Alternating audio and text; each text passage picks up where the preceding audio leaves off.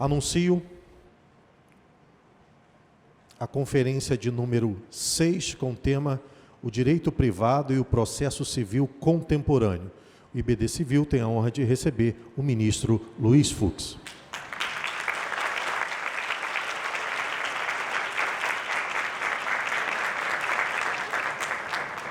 O ministro estará à mesa acompanhado do professor Gustavo Tepedino,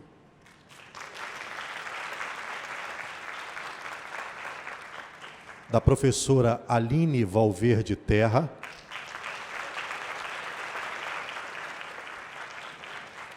e da professora Ana Carla Harmachuk, que será presidente da mesa.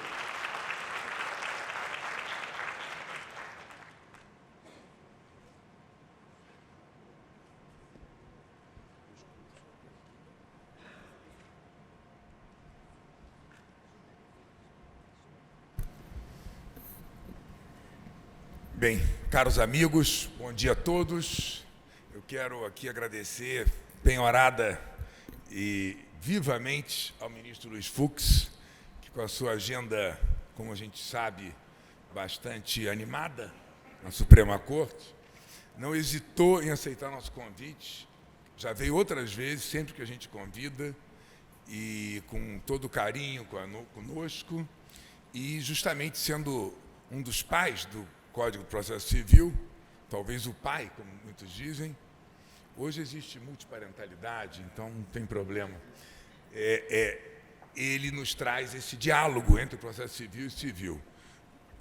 Naturalmente não iria apresentar o ministro do Supremo Tribunal Federal, mas eu gostaria de registrar que o ministro, nosso vice-presidente do Supremo Tribunal Federal, membro da Academia Brasileira de Letras Jurídicas, da Academia Brasileira de Filosofia, conferencista internacional, convidado da Harvard Law School, Oxford School, Council of the Americas, presidente da comissão da elaboração do novo Código de Processo Civil, como lhes disse, e professor, doutor e titular da nossa Faculdade de Direito da UERJ.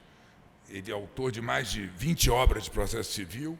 Eu acompanho o ministro Fux desde sempre. Então, fui a posse dele como magistrado, como juiz do Alçada, como desembargador. Ministro do STJ foi a posse, ministro do Supremo, e, se for convidado, estarei na posse da presidência do Supremo Tribunal Federal no próximo ano.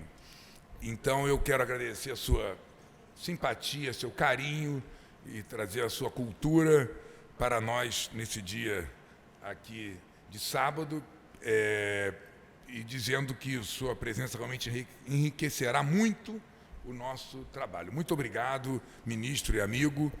Passo a palavra, então, para a sua conferência.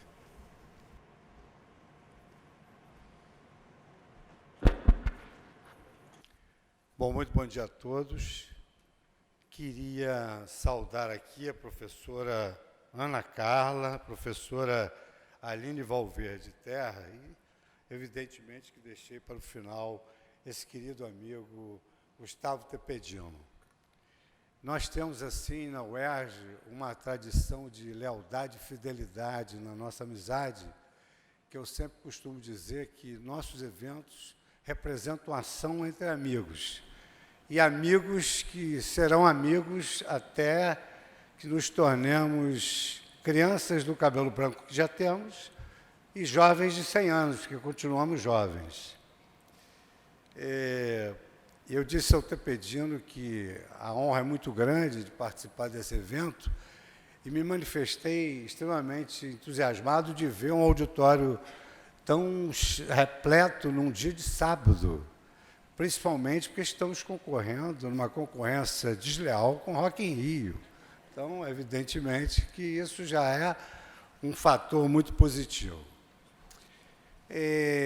Eu me recordo de uma passagem de William Shakespeare, numa peça Júlio César, no discurso de Marco Antônio, quando na oração é dito que o bem que os homens puderam fazer nessa vida são enterrados com seus ossos.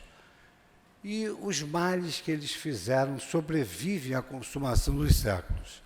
Disso nós tiramos uma lição, que é de que nós construímos o nosso presente com o nosso passado e o nosso futuro com o nosso presente. Então, quando eu venho a um evento que tem o Tepedino, Heloísa Helena, o Beto Barroso, enfim, somos amigos de muitos anos. E esse mergulho no meu passado só me traz sensações de alegria e felicidade. Tanto mais que aqui eu fui apresentado como, digamos assim, Luiz Fux da UERJ, do Rio de Janeiro. E em eventos alhures eu sou apresentado como Luiz Fux DF. Isso não digo que me traga uma baixa estima, mas autoestima mesmo é ser do Rio de Janeiro. E nós temos uma escola do Rio de Janeiro, notadamente a escola da UERJ, os amigos da UERJ. E eu me recordo que na minha área específica de processo civil, tendo em vista que a Escola de Direito Processual brasileira foi criada em São Paulo com o exílio do professor Arico Túlio Lima, da perseguição nazista, e lá ele se refugiou, que havia muita, assim, digamos assim, uma certa competitividade saudável entre a Escola Processual de São Paulo, a Escola Processual do Rio Grande do Sul e a Escola Processual do Rio de Janeiro, que nós resolvemos apelidar de Escola Processual de Copacabana. Porque, imaginem os senhores anunciar, professor da Escola Processual de São Paulo, professor da Escola Processual do Rio Grande do Sul e professor da Escola Processual de Copacabana. É outra coisa completamente diferente. Então, eu dizia, à semelhança do Tepedino, que no Rio de Janeiro, entre uma praia e outra, e uma caipirinha e outra, também se faz ciência. Então, aqui é uma comprovação de que, num sábado, no Rio de Janeiro, vocês me honram com essa presença repleta e distinta. Exatamente por falar o professor Liebman, Arico Túlio Liebman, ele demonstrava exatamente essa íntima conexão entre o processo civil e o direito privado. O processo nada mais é do que um instrumento de realização da justiça material. E o processo civil é o processo de realização da justiça material no campo não penal, e que engloba com maior amplitude o direito civil. Daí eu ter escolhido esse tema, o processo civil contemporâneo e o direito privado, porque, na verdade, são os códigos mais recentes do sistema jurídico brasileiro. O Código Civil, de 2002, e o Código de Processo Civil, agora, de 2016. O Código de Processo Civil, esse que tive a oportunidade de presidir a comissão, tão só porque era membro do STJ e precisava a presidência de um membro de um tribunal superior, muito embora também tivesse a minha titulação acadêmica pela Universidade do Estado do Rio de Janeiro, de processo civil, exercia ali a presidência. E posso dizer aos senhores que o processo civil contemporâneo ele tem algumas características muito interessantes. A primeira delas é que o processo civil contemporâneo, esse novo Código de Processo Civil, mais especificamente, ele é fruto de uma aproximação do sistema do civil law com o sistema da common law. Quer dizer, nós não podemos mais dizer que somos filhos, frutos exclusivos de um sistema romano-germânico. São inúmeros os institutos do sistema anglo-saxônico que estão introjetados no processo civil brasileiro. De sorte que a nossa família hoje é uma família múltipla, que é tanto do sistema romano-germânico quanto do sistema anglo-saxônico. E aí eu citaria para os senhores que, por exemplo, foi exatamente à luz do regimento interno da Suprema Corte Americana que nós trouxemos o amicus curiae para dentro do processo civil brasileiro. Nós trouxemos as audiências públicas num processo civil participativo e democrático.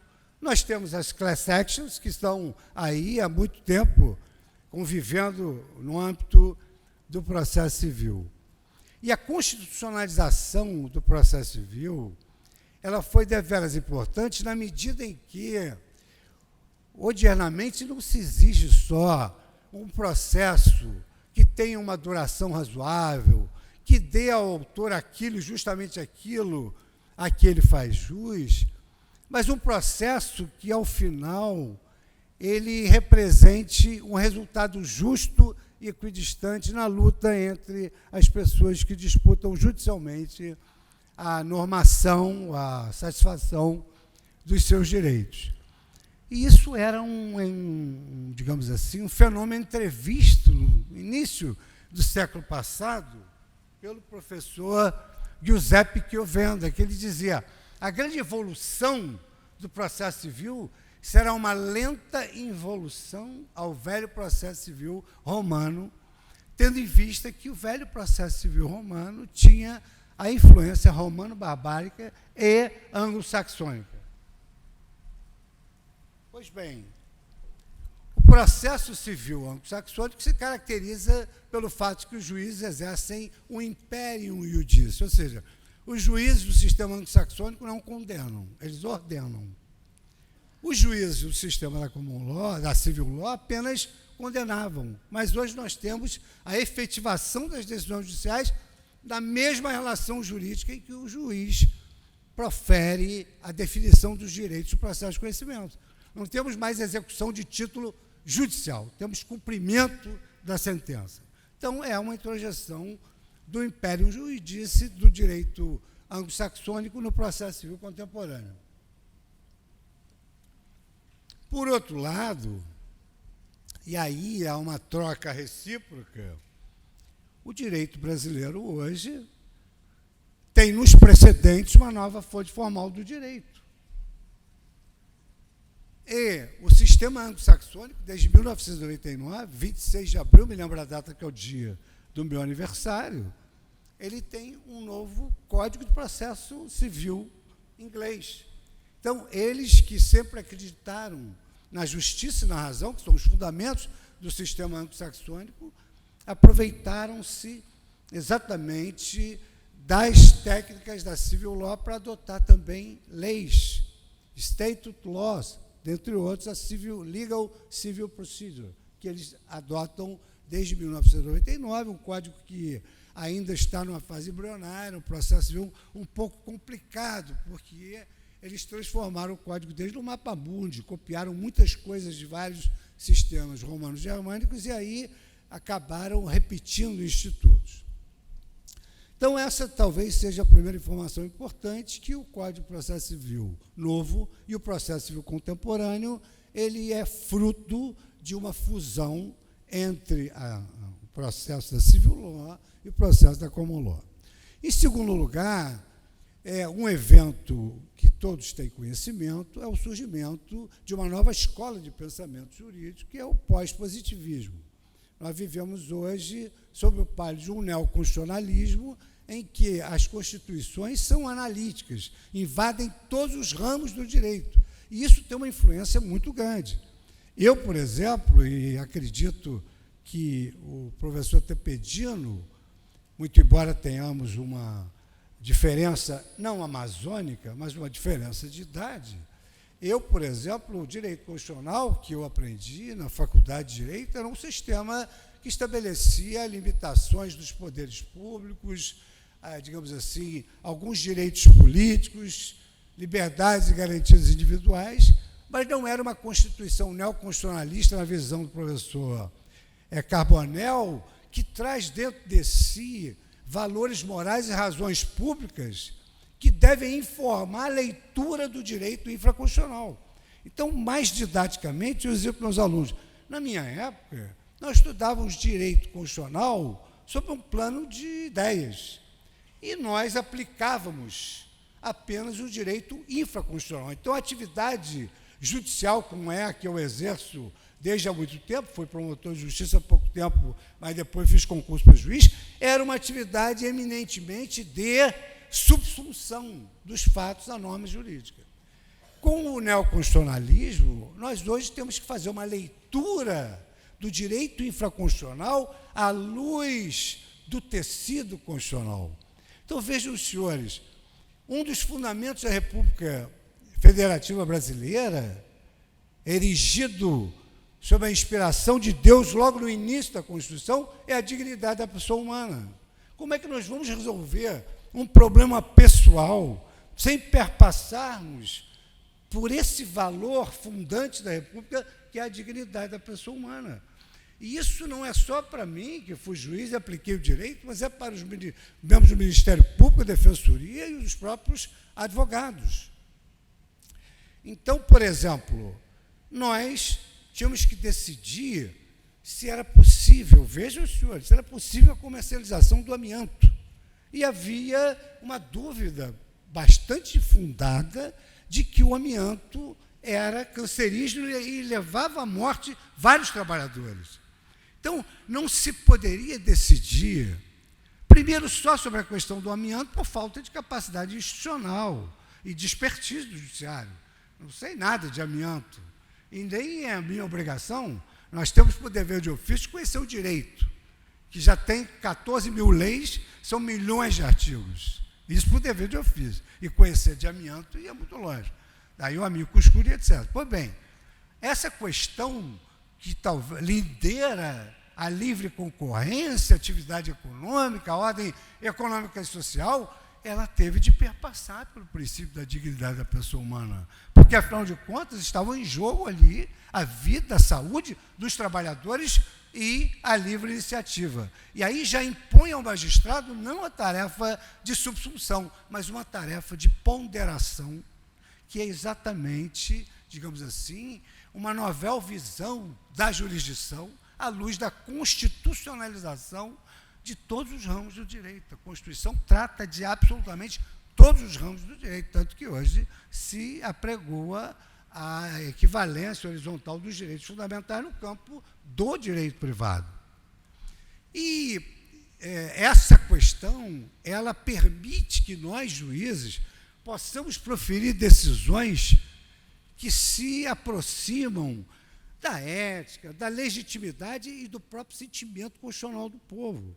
Dependendo, eu costumo dizer o seguinte: é claro que eu, como juiz, não vou fazer uma pesquisa de opinião pública para decidir uma questão, mas se estão em jogo direitos morais da sociedade, razões públicas, processos objetivos, o judiciário deve contas à sociedade, com todo respeito. Todo poder emana do povo e seu nome é exercido. E é claro que o judiciário não pode plasmar uma decisão contramajoritária que não seja no afã da proteção das minorias e dos direitos fundamentais. Eu não posso levar minhas convicções pessoais para a Constituição Federal. A Constituição Federal estabelece: ninguém pode ser discriminado por orientação religiosa, por origem, ou por orientação sexual. Eu sou um guarda da Constituição, eu posso ter uma convicção, mas eu tenho que julgar de acordo com essas razões erigidas pela Constituição Federal. Então, vejam o quão é importante, numa solução de uma questão comercial, do livre comércio do amianto. E há questões mais bonitas, questões delicadas. Eu me recordo que no STJ, nós julgamos um caso de um homem que, no afã de o juiz imprimir a ele uma reprimenda numa comarca pequena, ele foi levado para um presídio, esquecido nesse presídio, sem nada, sem um ofício, sem um inquérito. Passou 17 anos nesse presídio. Houve uma rebelião no presídio, ele perdeu as 2 vistas. Pelas condições desumanas do presídio, ele contraiu tuberculose. Ele perdeu a família, perdeu o contato com 11 filhos. Quando eu fui julgar isso no STJ, eu abri a Constituição e verifiquei se o nosso ideário de nação promete uma sociedade solidária, uma sociedade justa, uma sociedade que visa a erradicação das desigualdades fundadas na dignidade da pessoa humana.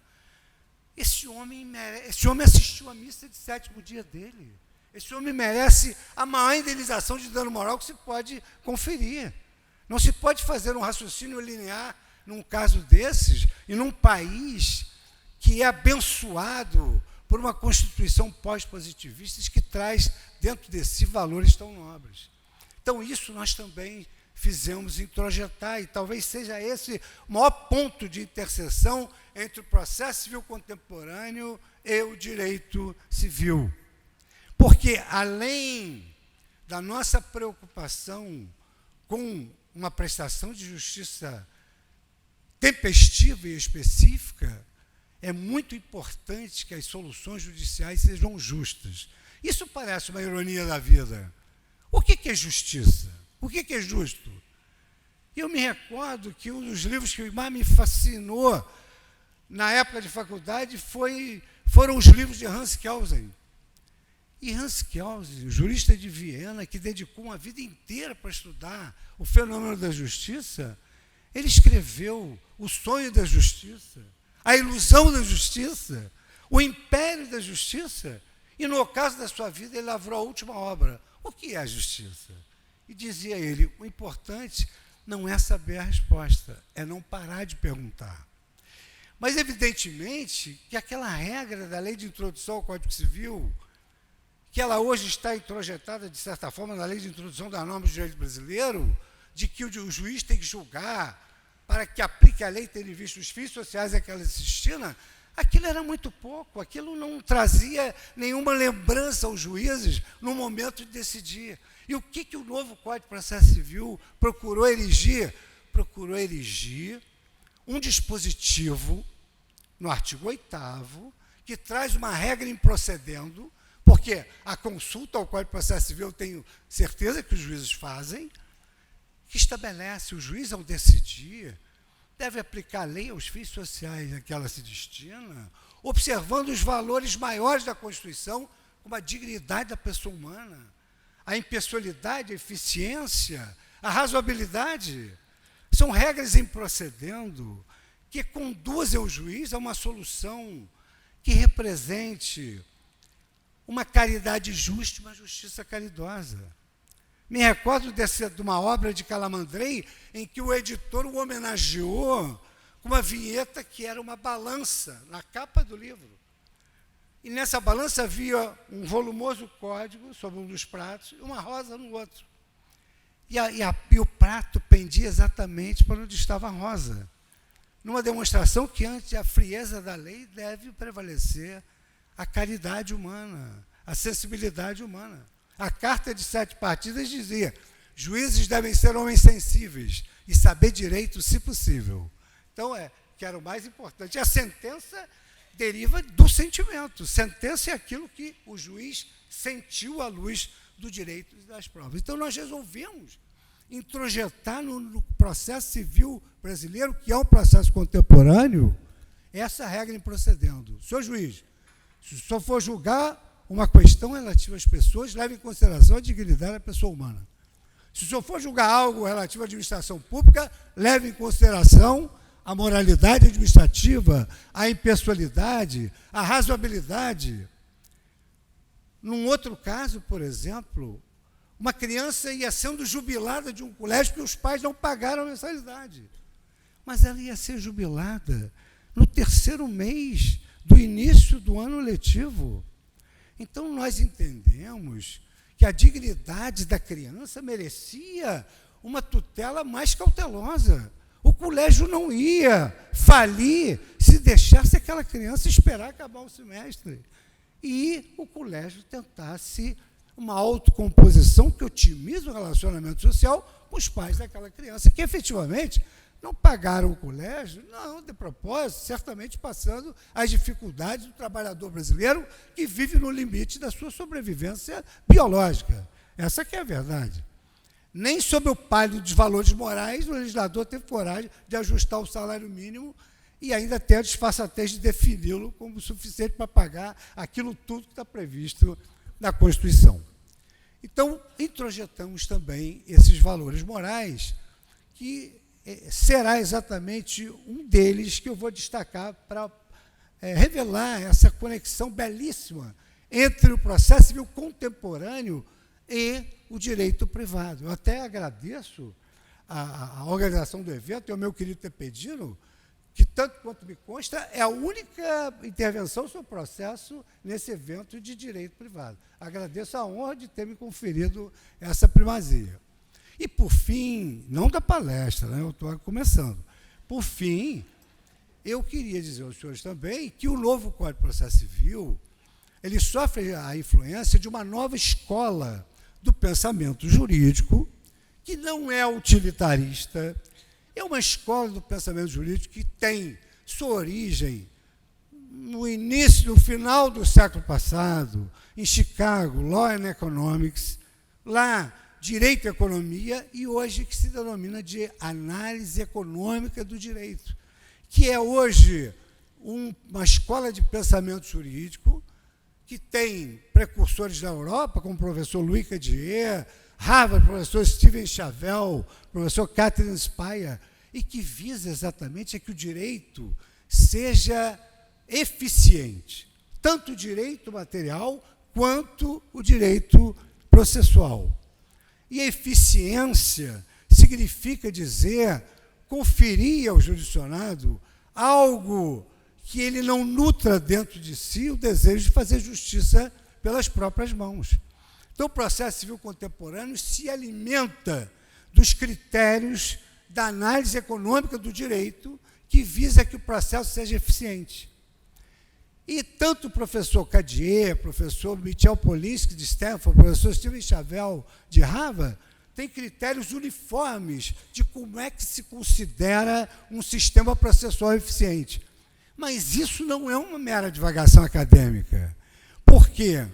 O professor Simeon Djankov, que é um estudioso de direito e economia, ele afirma que um país que tem um sistema processual eficiente, ele participa do ranking Doing Business do Banco Mundial. Porque o investidor, ele não vai investir num país que o seu processo leva à consumação de um século para resolver o problema judicial. Ele não vai investir num país em que ele não possa ter uma certa intervenção no trabalho, no procedimento a que a sua causa se submete. Então, sinteticamente, a análise econômica do direito ela preconiza. Os processos têm que ter uma duração razoável. E hoje uma promessa constitucional é um direito fundamental do cidadão previsto na emenda 45. Todo cidadão tem o direito à duração razoável dos seus processos. O administrativista Afonso Queiroz, ao tratar do princípio da razoabilidade, ele diz que nós temos conceitos polissêmicos, nós temos vários conceitos. Agora, às vezes se chega a um conceito por negação. Nós não sabemos o que é razoável. Nós não sabemos conceituar a razoabilidade. Nós sabemos aquilo que não é razoável. Então, eu, por exemplo, estou no Supremo hoje, Supremo Tribunal Federal. O processo chega no Supremo Tribunal Federal 15, 20 anos depois. Isso não é razoável em lugar nenhum do mundo. Como não é razoável o número de processos que nós julgamos. Participei de um evento no Recife, aliás, recebi até um livro de uma colega que está aqui do Recife. Participei de um evento do Recife em homenagem à Ponte de Miranda. E nesse evento, nós tínhamos ali membros da Suprema Corte Americana e do Terceiro Senado Alemão, que corresponde à Suprema Corte Brasileira, a Suprema Corte Americana, e o Terceiro Senado Alemão é tal qual o STJ. Num dado momento, a tradutora noticiou: a Suprema Corte Americana tem 70 processos para julgar. O Supremo Tribunal Federal do Brasil tem 70 mil. O Terceiro Senado Alemão tem 3 mil processos para julgar. O STJ tem 293 mil. Alguma coisa está errada, não é? E então, mas está certa, não está errado, o número está certo. E aí, então, o professor Ney Anderson falou assim: imaginem um evento pequeno, em homenagem à Ponte Miranda, com uma tradução tão pífia. E eu tive que ir em defesa da tradutora e dizer: professor, eu pertenci ao STJ há 11 anos, são 293 mil processos. Está errado, não, está certo. E agora eu pertenço ao Supremo Tribunal Federal. 69 mil processos para julgar. Aliás, no número de hoje, 35 mil, reduzimos bem. Mas, na época, 69 mil processos, enquanto a Suprema Corte Americana tem 70. Porque as cortes europeias, a Corte Americana, notadamente a Suprema Corte Americana, ostenta no seu regimento um instrumento segundo o qual, se a Suprema Corte entender que a sociedade não está preparada para receber uma determinada decisão judicial, eles podem pronunciar o não liquid, não julgo. Eles podem decidir, não decidir. No Brasil, por força do princípio da inafastabilidade constitucional, a própria Constituição nos impõe. Nenhuma lesão ou ameaça à lesão poderá escapar à apreciação do direito, quer seja lesão ou ameaça a direito individual ou coletivo. E essa é a razão pela qual há hoje uma judicialização promíscua, imoderada, que empurra para o Supremo Tribunal Federal aquilo que o Legislativo não decide e não vai decidir nada, porque ele está dividido ideologicamente, religiosamente. Metade de uma ideologia religiosa, metade de outra. Eles se queixam do ativismo, desconhecendo que a jurisdição é uma função inerte. Ela só se movimenta quando provocada. Certa feita, eu recebi um mandado de segurança. Havia uma solução legislativa contraditória. Elegeram um pastor homofóbico como presidente da Comissão de Direitos Humanos. Nada mais antitético. E aí a imprensa veio, aí um partido entrou com mandado de segurança. Ministro, o senhor vai deixar o pastor homofóbico presidir a Comissão de Direitos Humanos? Eu falei, eu não tenho que deixar nem não deixar nada. Isso não é da minha competência, isso é um ato interna corpus, quem botou, tira. Cabe ao parlamento. Mas foi judicializado. Porque o leigo, que hoje tem competência, raciona em matéria múltipla, assistem TV Justiça, sabem tudo de tudo, bioética, direito penal, processual civil, sabem tudo. Então, eles opinam como se o judiciário estivesse intrometendo em searas que não lhe são próprias. Só que o judiciário só atua mediante provocação. E, uma vez provocada, a Constituição nos obriga a dar uma resposta. E é isso que tem causado esses males, esse protagonismo desnecessário. Só tem uma vantagem, é que nós juízes, não somos eleitos. Então, nós temos algo que é importantíssimo, que é a independência olímpica, que nos garante a isenção e a possibilidade de decidirmos independentemente do que pretendem a Casa Legislativa. Aí sim, o judiciário pode ser contramajoritário, mas o judiciário não pode ser contramajoritário em processos objetivos onde se discutem razões públicas, desacordos morais, não pode ser contramajoritário contra o sentimento constitucional do povo. Mas isso está escrito lá em Conrad Hess, que dizia a Constituição terá mais força normativa na medida em que ela se conciliar com os anseios populares. Isso não é demérito nenhum. Demérito é bater no peito e dizer o judiciário não tem medo de nada nem de ninguém e julga contra a sociedade. Depende. Depende. Uma coisa é a subsunção, tem regra jurídica. Outra coisa é a ponderação. E outra coisa é o processo subjetivo entre A e B, que eu não vou perguntar a ninguém como eu devo julgar, que eu não vou abdicar da minha função. E outra coisa é julgar a descriminalização das drogas. Será que o país está preparado? Como é que um pai de família vai chegar para o filho e dizer assim, ó, vai ao Rock in Rio, mas nada de cocaína? Mas se o tribunal disser que as drogas estão descriminalizadas, quem é o pai para superar a autoridade de uma Suprema Corte de um país? Então, lá não resolve. Aqui se provoca, mas o judiciário tem de ter cautelas. Um dos grandes assessores de Barack Obama foi Cass Sunstein. Escreveu uma obra, A Constituição sob o enfoque de várias mentes. E há um capítulo que eu pedi que fala sobre humildade judicial.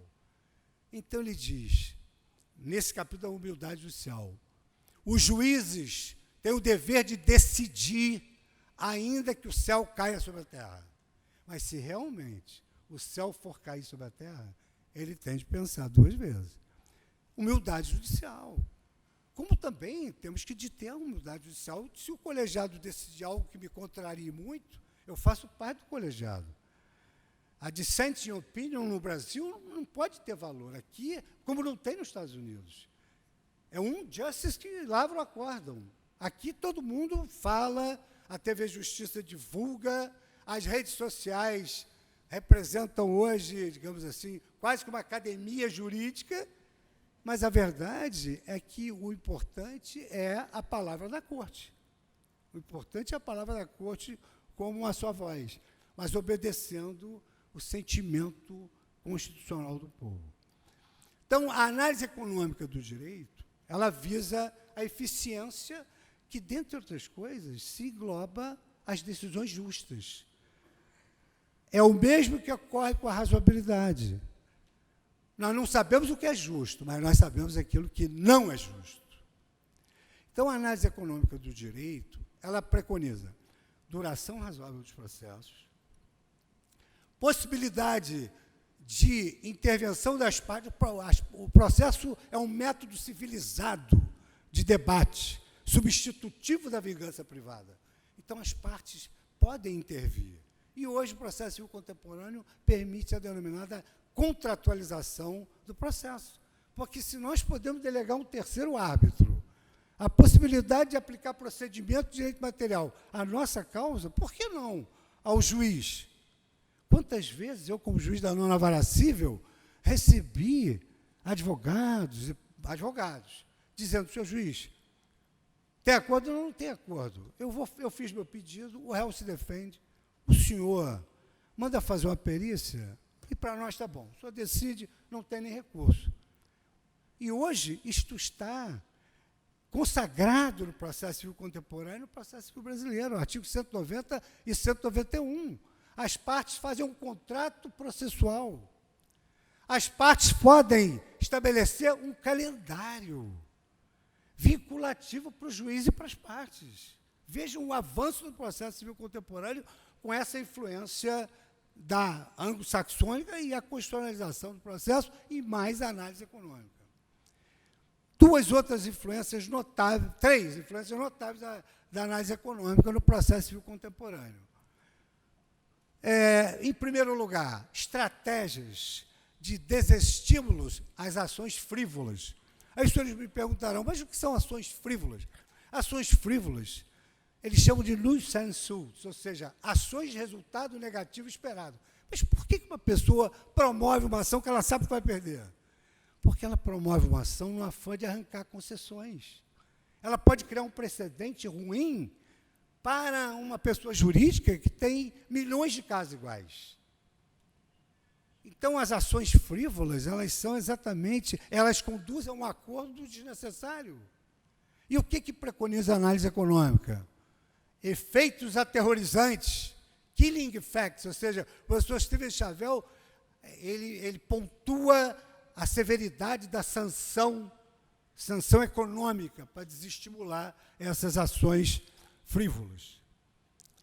Em quarto lugar, a análise econômica do direito, ela proclama que o sistema processual, para que ele seja considerado eficiente, ele tem de conter no seu bojo meios alternativos de solução dos conflitos. No século passado, o professor James Goldsmith já afirmava a conciliação é a melhor forma de solução dos litígios, porque otimiza o relacionamento social.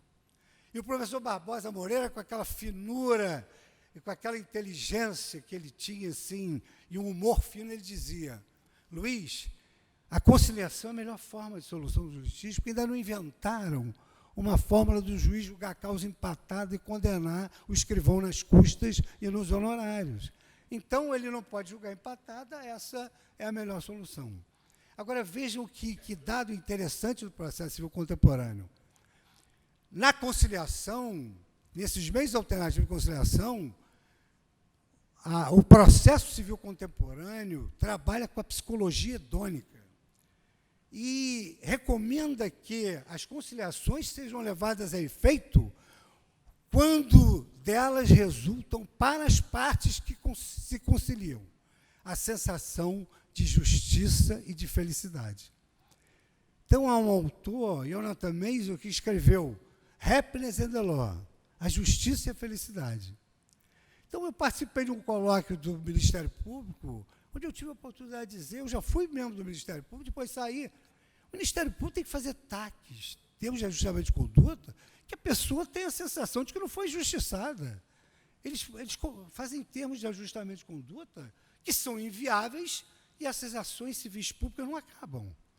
Elas se protraem no tempo, porque ninguém consegue cumprir aquele termo de ajustamento de conduta. Então, é importante que também os termos de ajustamento de conduta reflitam uma justiça que transmita a parte de que foi bom para ela, que ela pode sair do juízo com essa sensação de justiça e felicidade. E esse aqui, eu não deixo de contar esse caso, ainda que esse público seja o mesmo do último congresso, que eu também não sei se contei, mas se eu contei, eu peço a gentileza de acharem graça de novo, para eu não poder ficar aqui constrangido na tribuna. Mas vou dar um exemplo aos senhores do que é um acordo que leva a justiça e a felicidade aos litigantes. Eu havia participado de um encontro na casa do cardeal Dom Jairo Salles, no Sumaré, sobre a questão pastoral da terra. E ali, a grande queixa foi a de que, no Brasil, 50% das famílias eram espontâneas. Elas eram informais em tudo que faziam. Eu sou tão sem jeito. Vou botar aqui. Não, tá bom.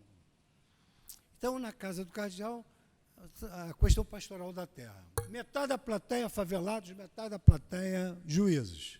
Pois bem, ao final do encontro, ciente de que 50% das famílias eram espontâneas, saiu uma carta escrita a 4 mãos, no sentido de que os juízes não deveriam desalijar uma pessoa sem ouvir antes se por detrás dela havia uma família.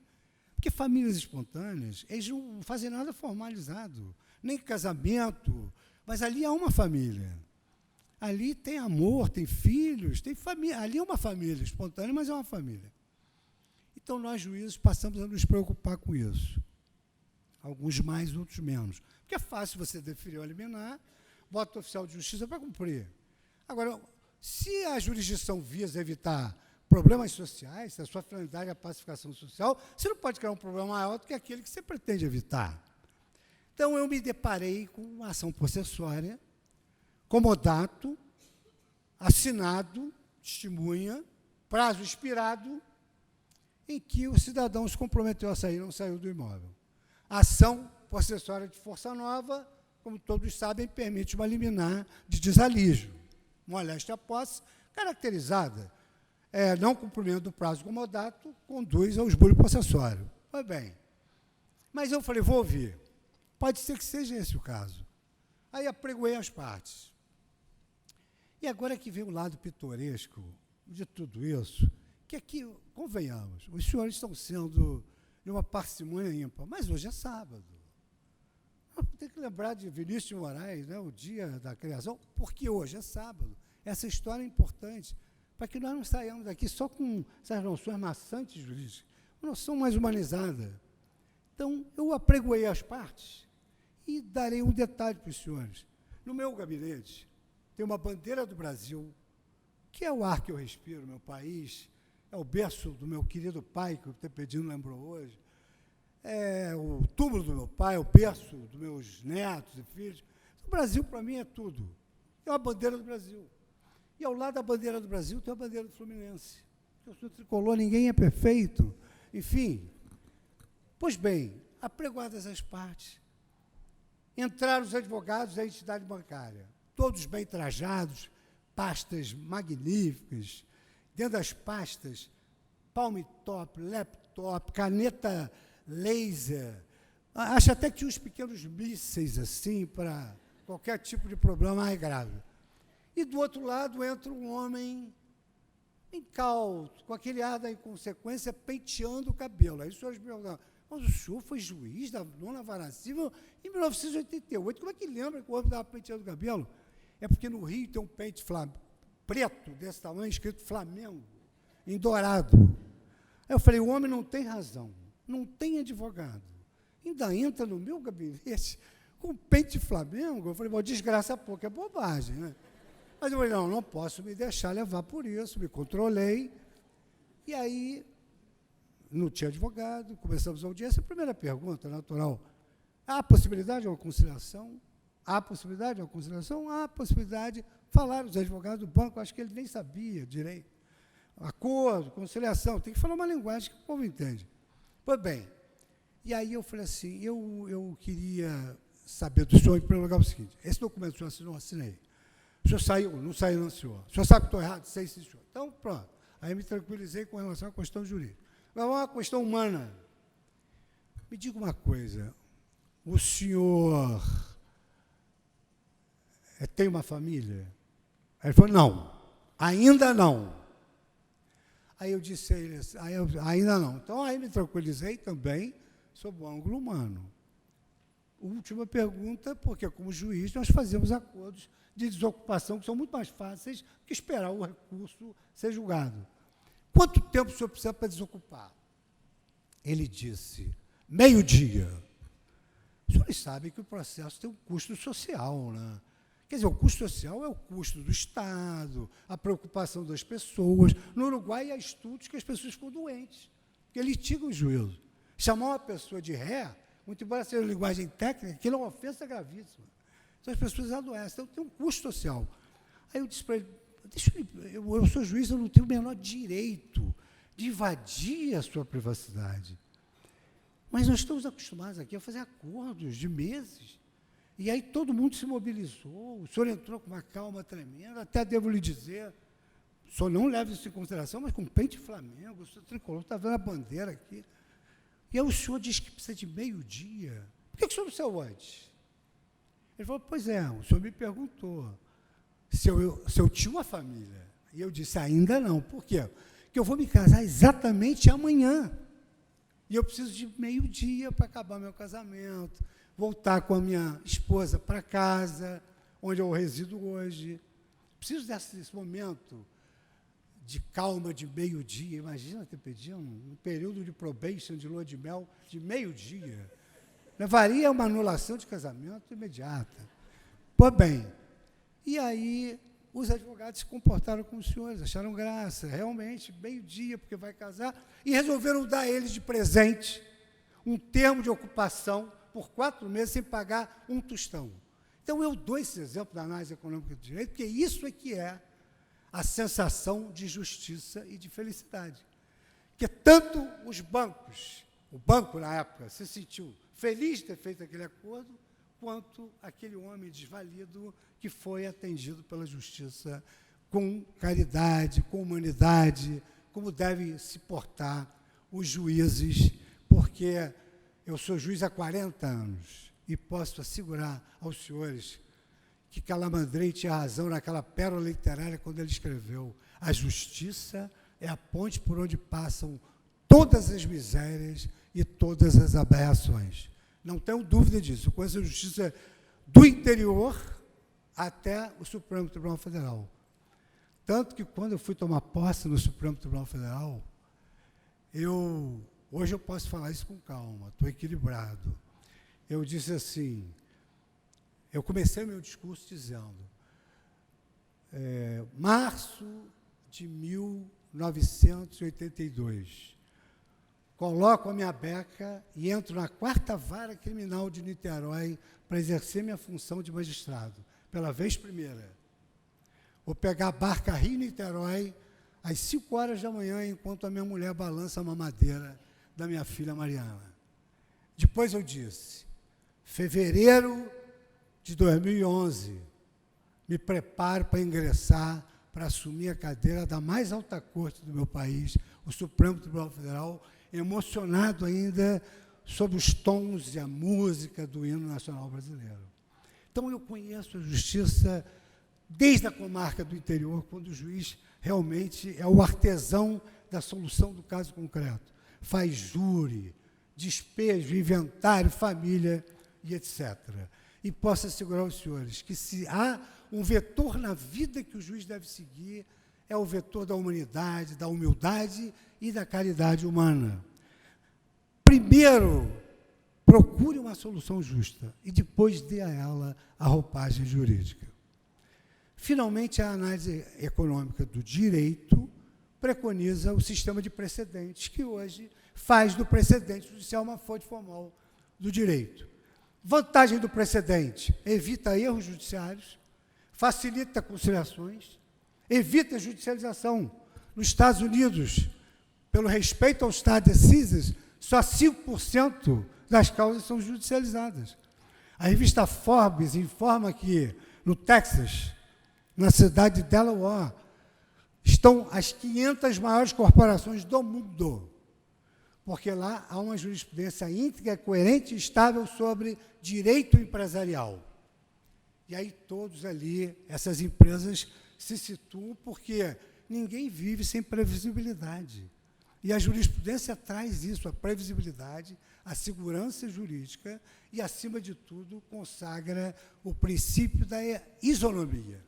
Todos são iguais perante a lei, a jurisprudência hoje é fonte formal, todos devem ser iguais perante a jurisprudência também. E aqui, me encaminhando para o final, eu tenho essa preocupação, porque eu passei muitos anos da minha vida fazendo palestra com o professor Silvio Capanema. Então, nós criamos um lema: conheço o Brasil através do processo civil e do direito civil. E viajamos o Brasil inteiro. Só que as palestras eram filmadas. Então, ele me dizia, com a experiência dele, aquela experiência, que ele até hoje é um jovem empolgado, ele dizia: Fux, termina as palestras quando você fala por fim. Porque as pessoas ficam com aquela ansiedade do final, natural. E aí algumas olham para o relógio, mais delicadamente. As outras colocam no ouvido para ver se não quebrou. Por fim, não acaba. Eu não estou falando por fim, mas já me encaminhando para o fim, tendo em vista o horário que me foi reservado. Eu queria trazer para os senhores a importância da interseção do processo civil contemporâneo com os valores morais que nós incluímos na parte geral do Código. E um desses valores é a dignidade. A dignidade da vida e, precisamente, a dignidade da morte. Da dignidade da vida e a sua projeção para o direito privado, eu recomendo só a leitura dos temas do professor Gustavo Tepedino. Dá uma visão enciclopédica sobre o que é dignidade da pessoa humana. Repisemos Kant: as coisas têm preço, as pessoas têm dignidade. Imaginem os senhores se aqueles mortos-vivos dos campos de concentração de Treblinka e Auschwitz, aqueles cadáveres cobertos por peles, se aquelas pessoas tinham dignidade. Porque dignidade é autodeterminação. Dignidade é fazer escolhas sem interferência alheia. Será que aquelas pessoas tinham capacidade de autodeterminação? Será que uma pessoa miserável tem capacidade de autodeterminação? É claro que a dignidade, ela reclama um patrimônio mínimo existencial, como meu colega Edson Fachin preconiza, o mínimo existencial, tão decantado por Ana Paula Barcelos, professor Barroso, enfim, os novos constitucionalistas. Então, a dignidade se caracteriza pela autodeterminação para fazer as suas escolhas e se subdivide na integridade física e na integridade moral.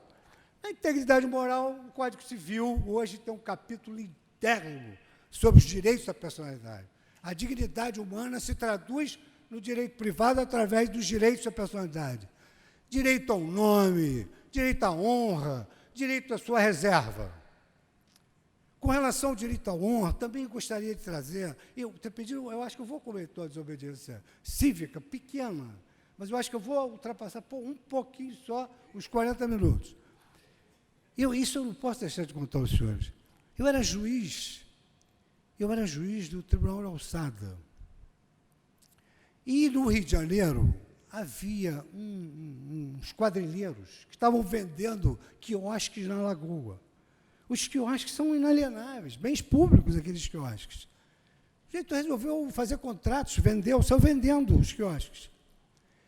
E aí, eles precisavam dar uma formatação jurídica, mas imagina, como que vai levar isso para um advogado de elite, um advogado sério, um homem ético? Não vai abarcar essa causa? Então, eles entraram num prédio e havia uma porta de vidro com o nome de uma advogada. Eles entraram no escritório da advogada, que tinha o nome dela na porta de vidro. E aí saiu num jornal televisivo de grande circulação. Quadrilheiros se reúnem com a advogada da quadrilha. O máximo que essa mulher fez foi abrir a porta e dizer: bom dia. Pois bem, é claro, ela ingressou em juízo com ação de dano moral por violação à sua honra, à sua imagem, ao seu bom nome como advogada. E ganhou. Ganhou. E pediu no Tribunal de Alçada que houvesse a transmissão pela televisão que ela instalou, para que nós pudéssemos vivenciar aquele drama que ela passara e mensurar o dano moral. Ela pediu que fosse em segredo de justiça, porque ela já estava muito humilhada. Os filhos no colégio. Vocês sabem que a virtude do ser humano é um negócio complicado. Então, tem sempre um vizinho que diz: eu sabia que ela tinha alguma coisa que eu não sabia, mas agora eu já sei. Não tinha nada. Mas, enfim, a humilhação, depois não tira. Degradou, acabou. Por isso é importante o respeito à honra, à imagem e à boa fama das pessoas. Porque tudo que as pessoas podem não ter dinheiro nenhum, mas elas têm de ter honra. E a honra não tem preço. E ela, então, pediu que se esvaziasse a sala para passar a notícia que foi veiculada. Esvaziamos a sala, passou a notícia e nós consagramos a majoração do dano moral. Quando acabou o julgamento, ela começou a chorar.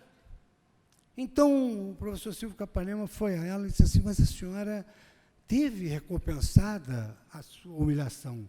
Ela dizia: não tive, não, senhor. Eu não queria dinheiro nenhum. Eu só queria que isso não tivesse saído.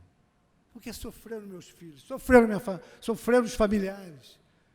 Eu fui enxovalhado no condomínio, enfim, isso não tem preço que pague. Então, disse ela, eu preferiria que isso não tivesse saído. E eu diria aos senhores, o Brasil protege tanto a dignidade humana e os direitos da personalidade que o próprio Código Civil traz no artigo 21 a denominada tutela inibitória, que não só caracteriza o ilícito de lesão, mas também o ilícito de perigo. Então, se a pessoa tiver a notícia de que ela vai ser degradada injustamente, ela tem ao seu dispor uma tutela de inibição para evitar que aquela humilhação advenha ao mundo fenomênico. Isso é dignidade da pessoa humana. E se nós estamos falando de dignidade da pessoa humana, eu perguntaria aos senhores, será que nós temos direito a uma morte digna? Porque a vida, ela tem vocação para a morte. Se existe alguma coisa certa na vida, é a morte. Nós sabemos que nós vamos morrer. Será que a dignidade humana se espraia de uma tal maneira que nós temos direito a uma morte digna? O professor Ronald Dworkin escreveu sobre o domínio da vida, Freedom's Law, os princípios. Dizia ele, como sucessor do professor Hart, da Universidade de Oxford, a leitura do direito tem de ser uma leitura moral, uma leitura principiológica, uma leitura à luz da ratio essendi dos dispositivos. Então, evidentemente, dizia ele, as pessoas têm direito a uma morte digna. Elas têm direito a uma morte digna. Se nós não podemos dispor sobre a vida, será que nós temos direito de eleger como será o ocaso da nossa vida? Tanto quanto eu pude me imiscuir com muita emoção nesse tema, eu verifiquei que, por exemplo, vários autores preconizam a possibilidade de eleição de uma morte digna, principalmente em pacientes de doenças incuráveis, irreversíveis, e de pacientes com doenças graves que levam à dor e ao sofrimento. Eu estou fazendo aqui uma síntese do que é a doutrina nacional e a doutrina internacional.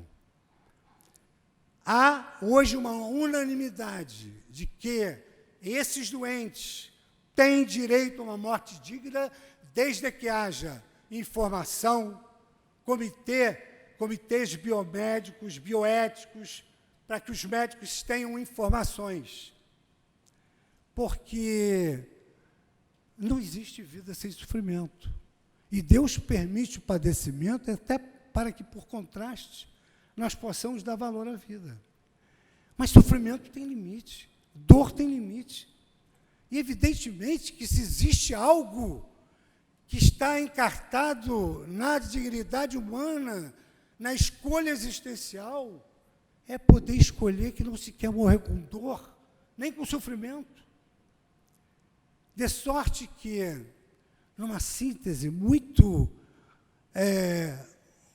diminuta, eu diria aos senhores que hoje é assente, em primeiro lugar, que como não se pode dispor sobre a vida, não há documento que possa ser juridicamente legitimado. Por essa razão, o suicídio não é crime. Até porque o agente extingue a punibilidade. Mas o suicídio assistido é crime. O suicídio assistido é crime. Por essa razão que a intervenção de um terceiro, sem autorização, eutanásia é crime. Mas a morte, que evita o sofrimento, que evita a dor, que dá fim a uma doença incurável de um paciente terminal, em que haja autorização, essa morte é legitimada pelo direito. E o direito não vive apartado da realidade. Eu vou deixar essa conclusão para os senhores, hoje é sábado. Hoje não é dia de escolher uma opção sobre como é que a gente vai morrer, hoje é dia de escolher como é que a gente vai viver, sair daqui correndo, tirar o terno e a gravata e ir para o Rock in Rio. Hoje é dia disso. Mas, de qualquer maneira, eu tenho um compromisso didático, acadêmico. Eu vou citar alguns rápidos casos para os senhores, que são casos importantes. O caso de Nancy Cruzan, uma moça de 25 anos. A história dela é contada como Nancy Cruzan Long Goodbye. Aos 25 anos, sofreu um acidente de carro, virou um paciente terminal. Em 1983, um juiz deferiu a injeção letal para que ela fosse... Não, a retirada de aparelhos, para que ela tivesse uma morte natural. Talvez uma aplicação de morfina para não morrer igual um peixe fora d'água. Pois bem, o juiz condenou, o juiz autorizou, o Tribunal de Missouri cassou a decisão.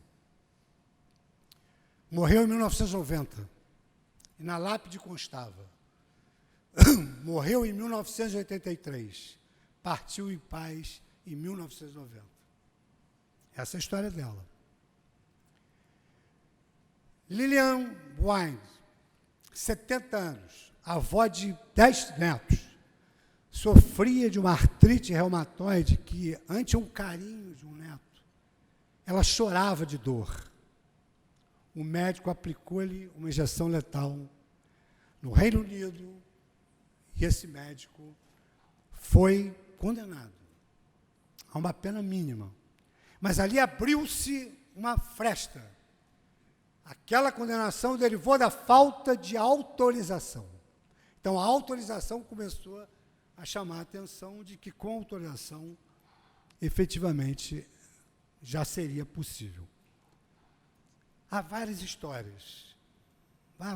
Eu confesso até aos senhores que, pelo meu próprio temperamento, algumas histórias, quando eu li, eu escrevi e chorei. Porque são coisas assim que só os homens que sonham e choram é que sabem o quanto é duro isso para a pessoa, para a família.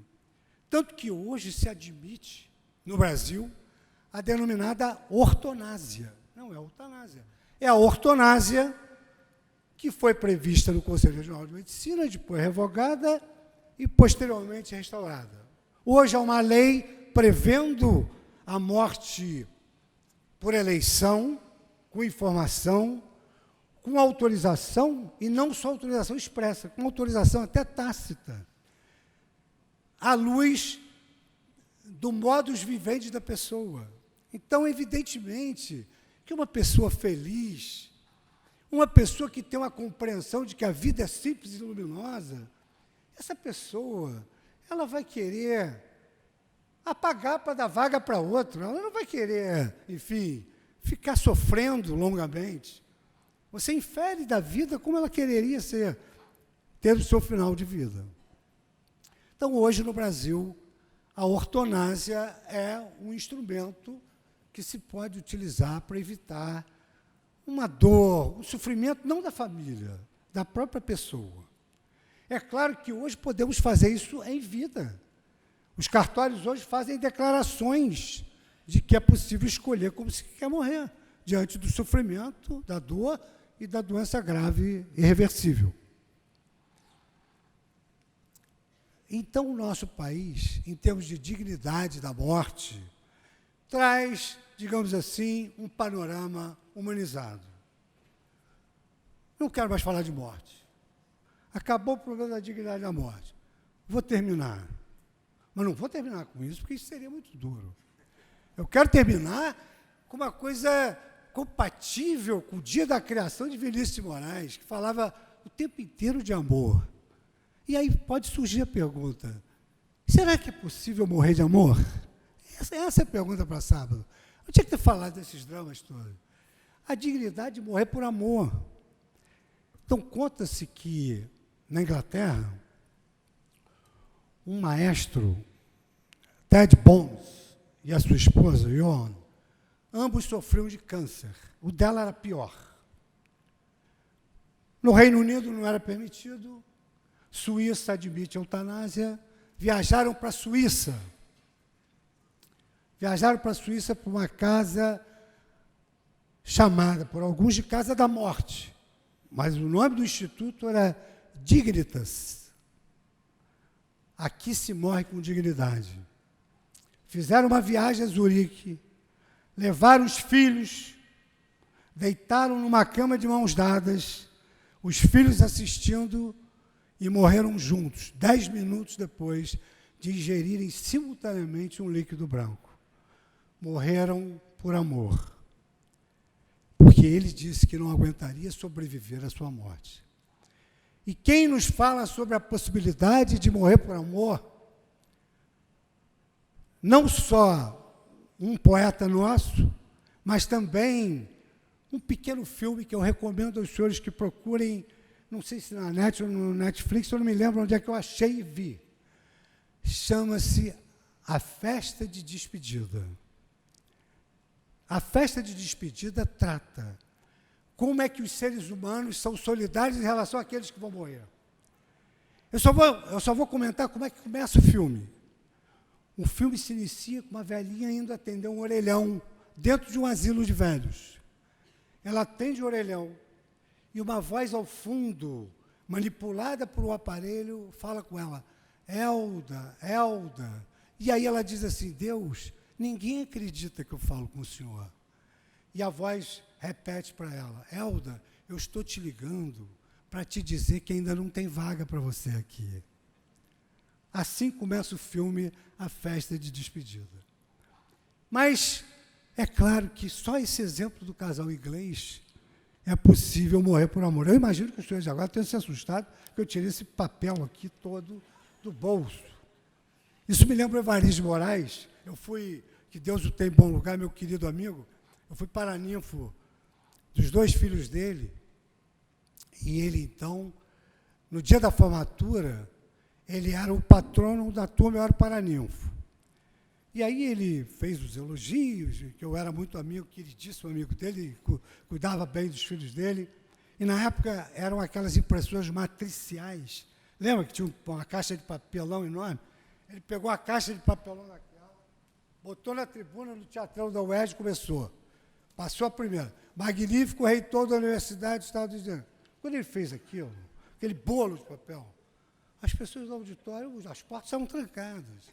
Ninguém avisou. tem 2 portas na dianteira, 2 na lateral. Então, as pessoas ficam desesperadas. Esse cara vai ler isso tudo. Aí ele falou, engraçado, estou notando uma reação estranha do auditório. Aí ele disse, não, eu vou explicar para os senhores, eu sou professor de Direito Penal, eu tenho que ensinar aos meus alunos a bossa do advogado criminalista, a bossa da combatividade. E, evidentemente que eu não vou ler isso tudo. Então, eu quero dizer para vocês que, só vou ler isso aqui. Vou ler isso aqui.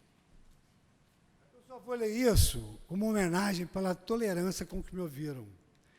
E para dizer como é que, na linguagem poética de Gonçalves Dias, poeta maranhense, responde a nossa pergunta: é possível morrer por amor?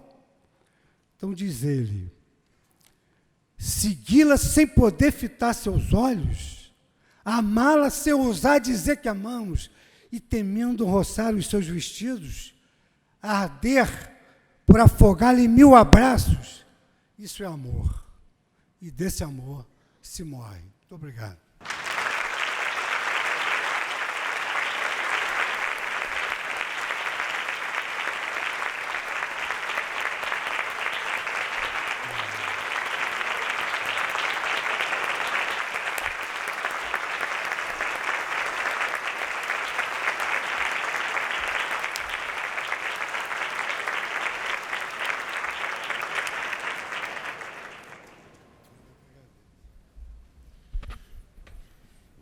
Caros amigos, depois dessa brilhantíssima palestra aqui com que nos brindou o ministro Luiz Fux, só tenho a agradecê-lo em nome do Instituto e vamos dar por encerrada então essa primeira etapa e vamos fazer um rápido coffee break para o próximo painel.